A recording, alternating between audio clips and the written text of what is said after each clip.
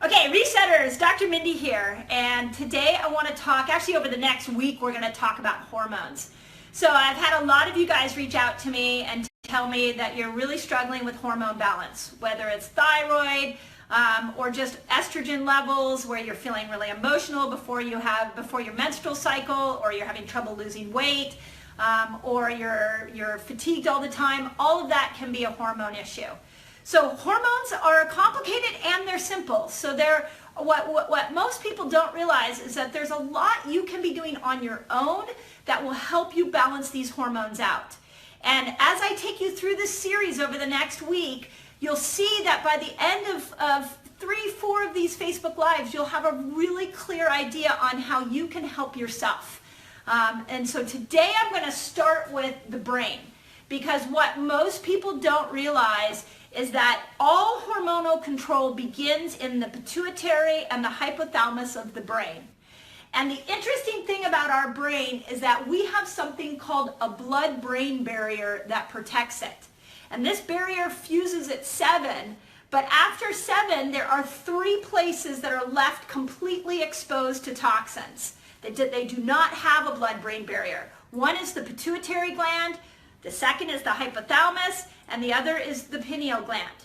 These 3 glands orchestrate all hormonal control, they orchestrate neurotransmitter production, and they orchestrate sleep.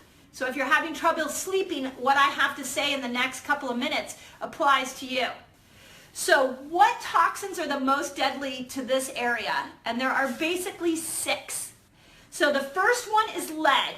Lead is you're getting primarily from your mother. Lead gets stored in our tissues, in the bones, in the muscles, and at times of massive hormonal change, like pregnancy, lead will come out and it will go into the bloodstream. In the womb, it went directly up into the brain, and it'll start to affect, we're seeing it affect IQ in kids, but later on in life, you'll see that it affects your hormone balance, okay? Beauty products, lipsticks also have lead in it. Second chemical you want to avoid if you're going to start to balance your hormones is mercury. Where are you getting mercury? Fish, we've all heard that. Avoiding fish is really important. Flu shot. The flu shot has more mercury in it than any other source that you would get. Maybe the third thing is your teeth. So if you're having mercury in your mouth, if you go and look in the mirror, if you have mercury in your mouth, then yeah, that's a big exposure. But fish, flu shot, and your mouth. Those are the 3 main areas that you're getting exposed to mercury, okay?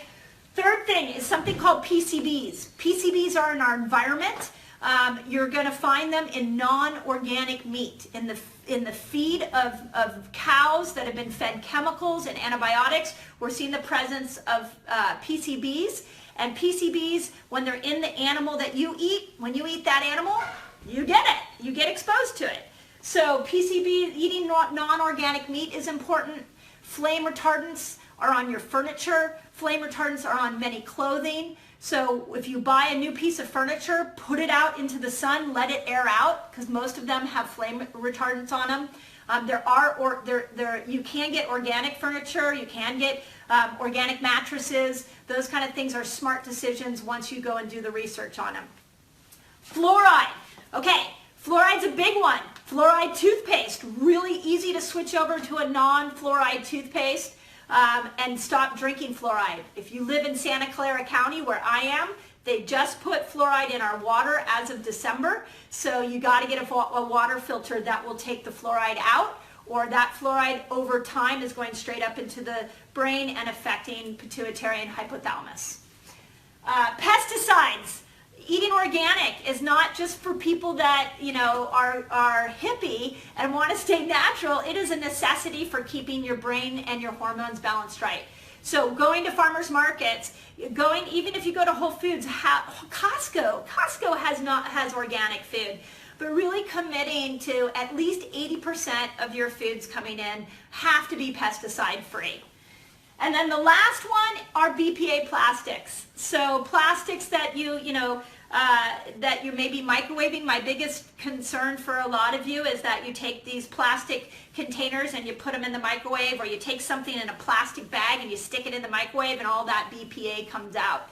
So moving away from plastic bottles, moving away from plastic bags, getting the BPA down will have a big impact. Okay, so super simple steps. I mean, simple and complicated. I get that this is throughout everywhere. I mean, a lot of you are going to be watching this and go, oh my gosh, like, holy cow, no wonder my hormones are out of whack.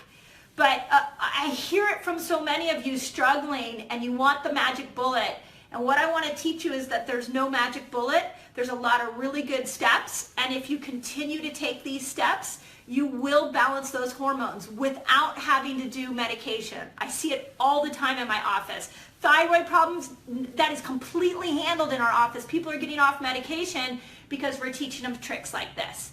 Stay tuned. My next one, I'm going to talk about how do you detoxify. If you know you've already gotten exposed to these chemicals, how do you detoxify these chemicals out of your brain so that you can finally have better hormone balance? If you want, I do send a blog out to my patients with tips that I don't do here on my Facebook Lives. I sent one out today about brain detox. If you want to be a part of that, just put your email in the bottom and I'll make sure you get it.